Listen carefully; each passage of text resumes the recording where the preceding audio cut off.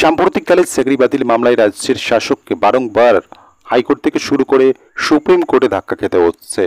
বিগত দিনে তারা এই মামলাকে চ্যালেঞ্জ করে সুপ্রিম কোর্টে গিয়েছিল, সেক্ষেত্রে কিন্তু সুপ্রিম কোর্টে গিয়েও রাজ্যের শাসক কিন্তু রেহাই পাননি।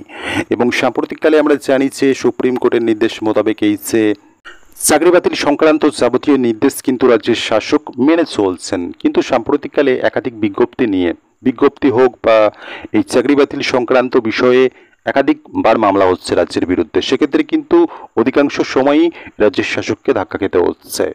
আবারও তাদেরকে নতুন করে বিজ্ঞপ্তি প্রকাশ করতে হচ্ছে, বেশ কিছু পদক্ষেপ তাদের পুনরায় আবার গ্রহণ করতে হচ্ছে কলকাতা হাইকোর্টের নির্দেশ মোতাবেক। এবং সাম্প্রতিককালে কিন্তু আমরা জানি এই যে চাকরি বাতিল মামলা, সেক্ষেত্রে সুপ্রিম কোর্ট নির্দেশ দিয়েছিল নির্দিষ্ট সময়ের মধ্যে নিয়োগ করতে হবে, পরীক্ষা নিতে হবে, প্যানেল প্রকাশ করতে হবে এবং প্রথমবারের জন্য এই যে পরীক্ষা নেওয়া তার জন্য একটা বিজ্ঞপ্তি প্রকাশ করছে। এবং সেক্ষেত্রে যদি দেখা হয়, সেক্ষেত্রে এই যে 2016 সালের প্যানেল বাতিল হয়ে যাওয়া, সেই সময় অর্থাৎ 2016 সালে এই যে নিয়োগ হয়েছিল, পরীক্ষা হয়েছিল, সেখানে যে সমস্ত নিয়মগুলো ছিল, সেক্ষেত্রে কিন্তু 2025 সালে যখন এই প্যানেল বাতিল হচ্ছে, নতুন করে নির্দেশ দিচ্ছে সুপ্রিম কোর্ট যে পরীক্ষা নিতে হবে নতুন করে, সেই সমস্ত যোগ্য চাকরি প্রার্থী যারা রয়েছে তাদের নতুন করে নিয়োগ করতে হবে, পরীক্ষা নিতে হবে। সেক্ষেত্রে কিন্তু রাজ্যের শাসক সেই নির্দেশ মোতাবেকই চলছে এবং সাম্প্রতিককালে যে পরীক্ষার ক্ষেত্রে যে বিজ্ঞপ্তি জারি করছে, সেক্ষেত্রে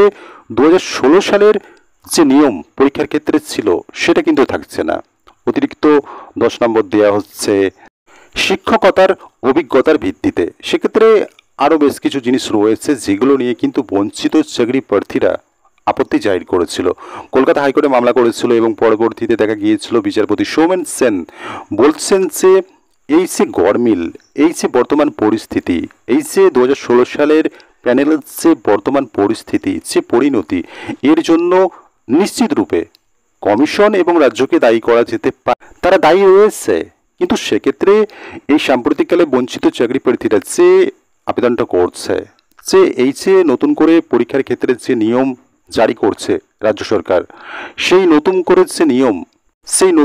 যে নিয়ম নিয়ে তারা বিজ্ঞপ্তি জারি করছে, সেই বিজ্ঞপ্তি খারিজ করে দেওয়ার আর্জি তারা কলকাতা হাইকোর্টে জানিয়েছিল এবং তাদের আর্জি ছিল 2016 সালে যেভাবে পরীক্ষা হয়েছিল সেইভাবেই যেন নতুন করে যে পরীক্ষা হচ্ছে সেক্ষেত্রে লাগু করা হয়। কার্যত সেক্ষেত্রে কলকাতা হাইকোর্ট জানিয়েছিল যে যত দেরি হবে এই বিষয়ে, এক্ষেত্রে তত জটিলতা বাড়বে।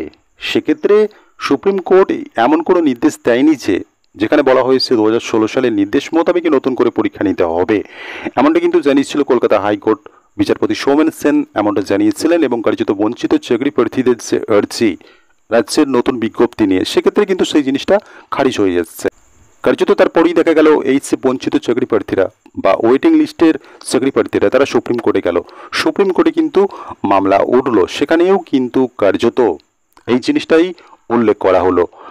বিচারপতি সঞ্জয় কুমার এবং বিচারপতি সতীশ চন্দ্র শর্মার ডিভিশন বেঞ্চে যখন এই মামলা যাচ্ছে, সেক্ষেত্রে কিন্তু হাইকোর্ট যে বিষয়গুলো বলেছিল সেই একই জিনিস কিন্তু সুপ্রিম কোর্টও বলছে। কার্যত এই যে বঞ্চিত চাকরি প্রার্থীদের যে আর্জি, সেটা কিন্তু মান্যতা পেল না সুপ্রিম কোর্টে।